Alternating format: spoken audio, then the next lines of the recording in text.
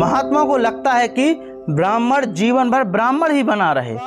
अगर प्रत्येक को अपना पैतृक पेशा ही अपनाना है तब इसका नतीजा यही हो सकता है कि जिसके दादा वैश्याओं की दलाली करते थे वह आदमी भी वैश्याओं की दलाली ही करे, और जिसकी नानी वैश्या थी वह भी वैश्या का जीवन बिताए। महात्मा जन्म से बनिया हैं। उनके पूर्वजों ने व्यापार को छोड़कर दीवान का पद स्वीकार कर लिया था, जो ब्राह्मण का पेशा है। अपने स्वयं के जीवन में महात्मा बनने के पहले जब करियर चुनने का अवसर आया तब उन्होंने तराजू की जगह कानून को चुना। हेलो एवरीवन, जय भीम, नमो बुद्धाय। स्वागत आप सभी का ट्रुथ लिटरेचर में। और जैसा कि पिछले वीडियो में हमने देखा था कि डॉक्टर बाबा साहब अम्बेडकर ने जवाब दिया था महात्मा गांधी जी को, और ये हमारा पार्ट 2 है क्योंकि काफ़ी ज़्यादा बड़ा है। तो शुरुआत करते हैं और बाबा साहब अम्बेडकर रिप्लाई देते हैं गांधी जी को। बोलते हैं, महात्मा के यह तर्क कि यदि ज़्यादातर लोग संतों का उदाहरण का अनुकरण करें तो हिंदुत्व सहने योग्य हो जाएगा, एक और कारण से गलत है।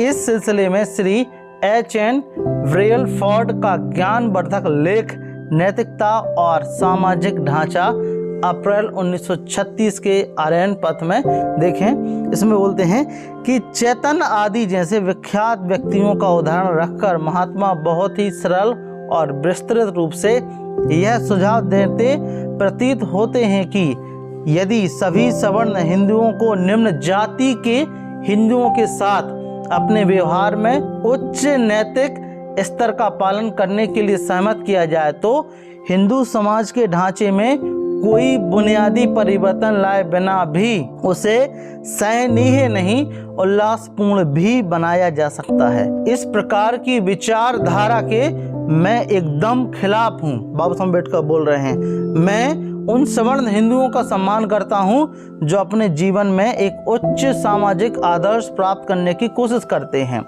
ऐसे लोगों के बिना भारत रहने के लिए उससे ज़्यादा असुंदर और कम सुखी देश हो जाएगा, ऐसा बाबा साहब अम्बेडकर का कहना है।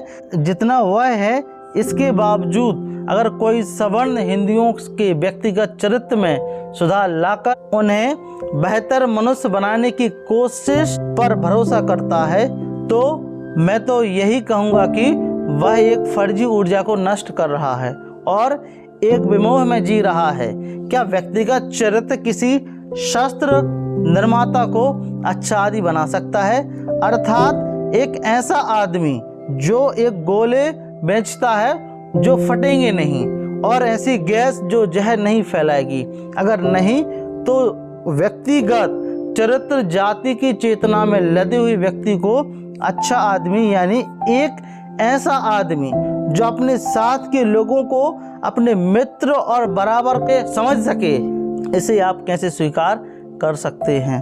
अपने प्रति ईमानदार होने के लिए उसे अपने साथ के लोगों को या तो अपने से ऊंचा या अपने से नीचा जैसा भी मामला हो, यानी अपने सजातीय लोगों से भिन्न मानना पड़ेगा। उससे कभी यह उम्मीद नहीं की जा सकती कि वह अपने साथ के लोगों के साथ अपने नातेदार और बराबर के व्यक्तियों की तरह व्यवहार करेगा। सच्चाई यह है कि हिंदू उन सभी के साथ जो उसकी जाति के नहीं हैं इस तरह व्यवहार करता है जैसे वे किसी अन्य देश से आए हों, जिसके साथ भेदभाव करने पर कोई नुकसान नहीं होता और जिसके साथ धोखाधड़ी या चालाकी बिना किसी शर्म के की जा सकती है। कहने का मतलब यह है कि बेहतर या बदतर हिंदू हो सकता है, ऐसा बाबा साहब अम्बेडकर का कहना है, पर अच्छा हिंदू नहीं हो सकता।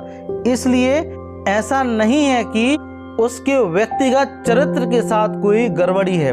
वस्तुतः गड़बड़ी अपने साथ के लोगों के साथ उनके संबंध के आधार में है। अच्छे से अच्छे लोग नैतिक नहीं हो सकते यदि उसके और उनके साथियों के बीच संबंध का आधार एक बुनियादी रूप से गलत संबंध है। एक गुलाम के लिए उसका मालिक बेहतर या बदतर हो सकता है पर अच्छा मालिक नहीं हो सकता।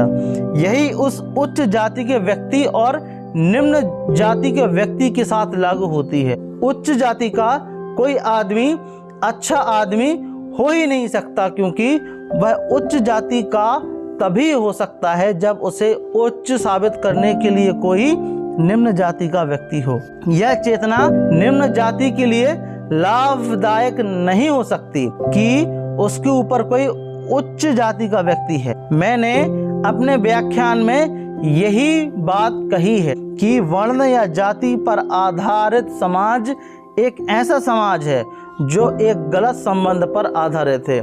मुझे उम्मीद थी कि महात्मा मेरे इस तर्क को ध्वस्त करने का प्रयत्न करेंगे, लेकिन ऐसा करने के बजाय उन्होंने अपने विश्वास का आधार बताए बगैर चातुर्वर्ण में अपने विश्वास को दोहराया है। ऐसा बाबा साहब अम्बेडकर बोल रहे हैं। छठे खंड में क्या बोलते हैं कि महात्मा जो कहते हैं क्या उस पर आचरण भी करते हैं। एक व्यापक संदर्भ में हो रही बहस में व्यक्तिगत टिप्पणी करना अच्छा नहीं लगता, लेकिन जब कोई किसी सिद्धांत का प्रतिपादन करता है और उसे बहस के परे मान लेता है, तब स्वाभाविक रूप से यह जिज्ञासा होती है कि वह जो कहता है उस पर चलता कितना है।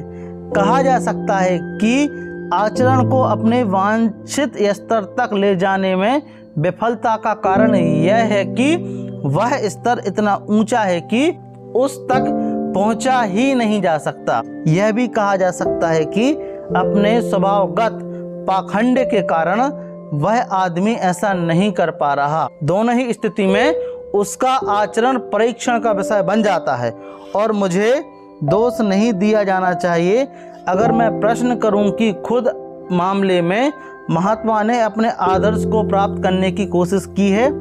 महात्मा जन्म से बनिया हैं। उनके पूर्वजों ने व्यापार को छोड़कर दीवान का पद स्वीकार कर लिया था, जो ब्राह्मण का पेशा है। अपने स्वयं के जीवन में महात्मा बनने के पहले जब करियर चुनने का अवसर आया, तब उन्होंने तराजू की जगह कानून को चुना। फिर कानून को छोड़कर वे आधा संत और आधा राजनीतिज्ञ बन गए। उन्होंने व्यापार को कभी हाथ तक नहीं लगाया, जो उनका पैतृक पेशा था। उनका सबसे छोटा बेटा, मैं उस बेटे को चुन रहा हूं जो अपने पिता के प्रति सबसे ज्यादा निष्ठावान है। जन्म से वैश्य है और उसने एक ब्राह्मण की बेटी से विवाह किया और एक बड़े समाचार पत्र स्वामी की सेवा का व्यवसाय चुना है। अपना पैतृक व्यवसाय न अपनाने के कारण महात्मा ने कभी उसकी आलोचना की हो तो ऐसी कोई सूचना नहीं है। ऐसा बाबा साहब अम्बेडकर बोल रहे हैं। किसी आदर्श का मूल्यांकन उसके निष्कृष्ट नमूने के आधार पर गलत और अनुदार पूर्ण हो सकता है, लेकिन निश्चय ही नमूने के रूप में महात्मा से बेहतर कौन है। और अगर वह भी आदर्श आचरण तक पहुंच पाने में विफल है, तो यह आदर्श जरूर एक असंभव मनुष्य की व्यवहारिक वृत्तियों के विरुद्ध आदर्श होगा। ऐसा बाबा साहब अम्बेडकर तर्क दे रहे हैं, बोल रहे हैं कि जब गांधी जी खुद ही अपने पैतृक पेशा को नहीं अपना पाए, तो वह कैसे कह सकते हैं कि व्यक्ति को अपने जाति का या पैतृक पेशा करना चाहिए। कोलाइल के छात्र जानते हैं कि किसी विषय पर बोलते पहले थे, सोचते बाद में थे। जाति के मामले में महात्मा की स्थिति कहीं वैसी तो नहीं है। ऐसा बाबा साहब अम्बेडकर बोल रहे हैं, यह शक होता है। अन्यथा कुछ खास सवाल जो मेरे मन में आते हैं, उनसे वे बच नहीं सकते थे। किसी पेशे को कब तक पैतृक कहा जा सकता है कि वह आदमी के लिए बाध्यकारी हो जाए? क्या आदमी को तब भी अपने पैतृक पेशे का अनुकरण करना चाहिए जब वह लाभ का ना रह गया हो? क्या तब भी आदमी को अपने पैतृक पेशे का पालन करना चाहिए जब वह पाता है कि ऐसा करना अनैतिक होगा?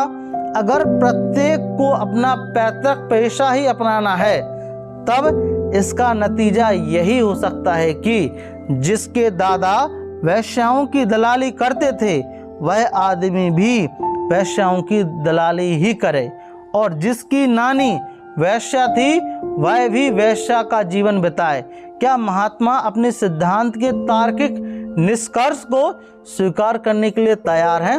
ये क्वेश्चन है। बाबा साहब अम्बेडकर खुद का ओपिनियन दे रहे हैं कि मेरी दृष्टि में अपने पैतृक पेशे को अपनाने का महात्मा का आदर्श न केवल असंभव है और अव्यावहारिक आदर्श है, बल्कि एक ऐसा आदर्श भी है जिसका नैतिक स्तर पर बचाव नहीं किया जा सकता। ऐसा बाबा साहब अम्बेडकर बोल रहे हैं। 7वें खंड में बोलते हैं, महात्मा को लगता है कि ब्राह्मण जीवन भर ब्राह्मण ही बना रहे। यह उचित है। इस सवाल को छोड़ दें कि बहुत से ब्राह्मण ऐसे हैं जो आजीवन ब्राह्मण बने रहना नहीं चाहते। उन ब्राह्मणों के बारे में हम क्या कह सकते हैं जो पुजारी गिरी के अपने पैतृक पेशे से चिपके हुए हैं? क्या उन्हें इसलिए ऐसा किया है कि पैतृक पेशों को अपनाने की नैतिकता में उनकी आस्था या इसका कारण आर्थिक लाभ का अपवित्र इरादा है?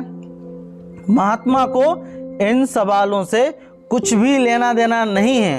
वे संतुष्ट हैं कि ऐसे असली ब्राह्मण मौजूद हैं जिनका जीवन उदारता से दी गई भिक्षा पर चलता है और स्वयं उनके पास जो भी आध्यात्मिक खजाना है उसमें से वे उदारता से देते रहते हैं। महात्मा को पुश्तैनी ब्राह्मण ऐसा ही प्रतीत होता है, आध्यात्मिक खजाने का वाहक। लेकिन वंशानुगत ब्राह्मण की एक और तस्वीर खींची जा सकती है। ब्राह्मण विष्णु का उपासक हो सकता है जो प्रेम के देवता है। ब्राह्मण शंकर का भी उपासक हो सकता है जो विध्वंस के देवता है। वह बौद्ध गया का ब्राह्मण भी हो सकता है जो बुद्ध का उपासक है, मानवता के महानतम शिक्षक जिन्होंने प्रेम का उदात्तम सिद्धांत दिया है।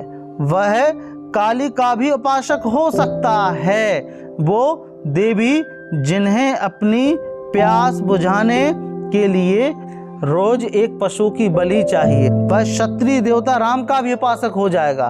वह क्षत्रियों का नाश करने वाले ईश्वर के एक अवतार परशुराम के मंदिर का भी उपासक हो जाएगा।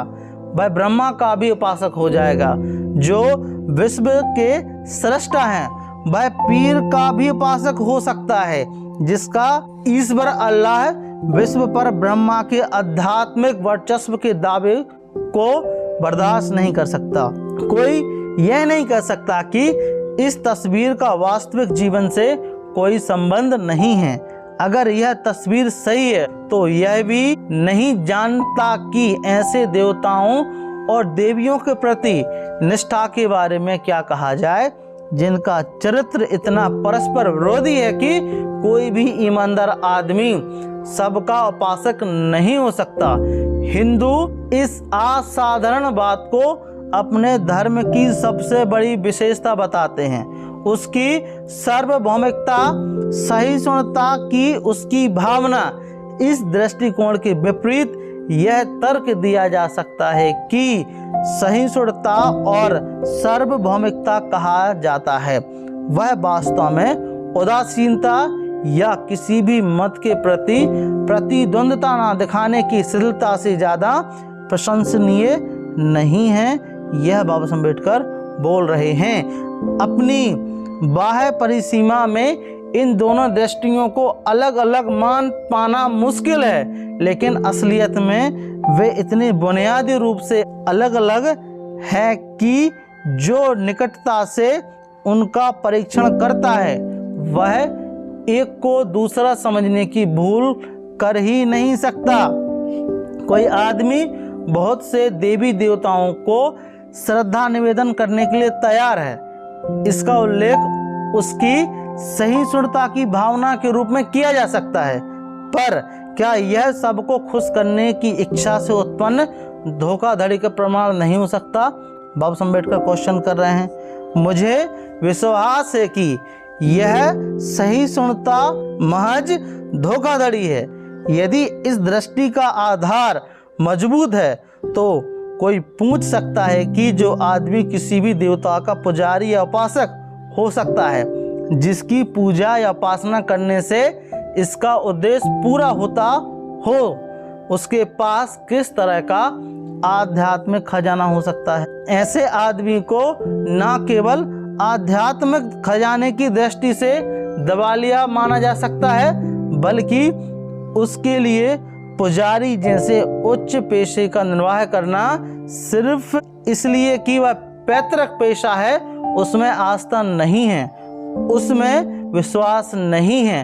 एक यांत्रिक प्रक्रिया के रूप में जिसके बाप द्वारा बेटे को सौंपा जाता है, किसी सद्गुण का परीक्षण नहीं, बल्कि वास्तव में यह एक सम्मानजनक पेशे का है जो धर्म की सेवा के अलावा कुछ और नहीं है, वैश्याकरण है, ऐसा बाबा साहब अम्बेडकर बोलते हैं। महात्मा इस सिद्धांत से इतने चिपके हुए क्यों हैं कि हर स्त्री पुरुष को अपना पैतृक पेशा ही अपनाना चाहिए? इसका कारण कहीं नहीं बताया है, यद्यपि उन्हें इस कारण को प्रकट करने की कोई परवाह नहीं है, क्योंकि कोई ना कोई कारण तो होगा ही। कई साल पहले अपने यंग इंडिया में जाति बनाम वर्ग पर लिखते हुए महात्मा ने कहा था कि जाति व्यवस्था वर्ग व्यवस्था से इसलिए बेहतर है कि जाति सामाजिक स्थायित्व के लिए सर्वोत्तम संभव समायोजन है। स्त्री हो या पुरुष, हर किसी को अपना पैतृक पेशा अपनाना ही चाहिए। इस सिद्धांत से महात्मा के चिपके रहने का कारण अगर यही है तो वे सामाजिक जीवन के एक गलत नजरिए से चिपकी हुई हैं, ऐसा बाबा साहब अम्बेडकर उनके बारे में ओपिनियन दे रहे हैं। सामाजिक स्थायित्व हर कोई चाहता है और सामाजिक स्थायित्व को संभव बनाने के लिए व्यक्ति और वर्ग के बीच कुछ समायोजन करना ही होगा। लेकिन मुझे विश्वास है दो चीजें कोई नहीं चाहता। एक चीज जो कोई नहीं चाहता वह है ऋण संबंध, जिसमें कोई परिवर्तन नहीं हो सकता। ऐसी चीज जो सदा के लिए तय कर दी गई है।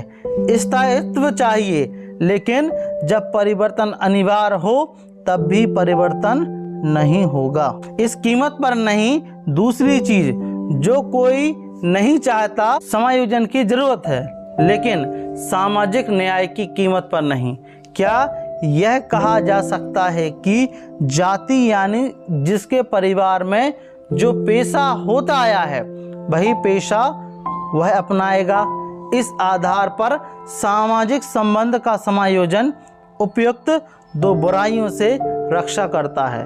मैं मानता हूँ कि नहीं, सर्वोत्तम संभव समायोजन होना तो दूर की बात है, मुझे कोई संदेह नहीं है कि यह निष्कृष्टतम संभव समायोजन है, क्योंकि यह सामाजिक समायोजन की दोनों धुरियों तरलता और न्याय को आघात पहुंचाता है। मतलब हम बोल सकते हैं कि प्रॉब्लम में डालता है। तो आपका इस वीडियो के बारे में यहाँ तक जो बाबा साहब अम्बेडकर ने बोला है क्या मानना है, प्लीज़ हमें कमेंट बॉक्स में ज़रूर बताएं। और यदि आपको यह वीडियो इन्फॉर्मेटिव लग रहा हो तो प्लीज़ इस वीडियो को शेयर ज़रूर करें और चैनल पर नए हों तो सब्सक्राइब ज़रूर करें। जय भीम, जय भारत।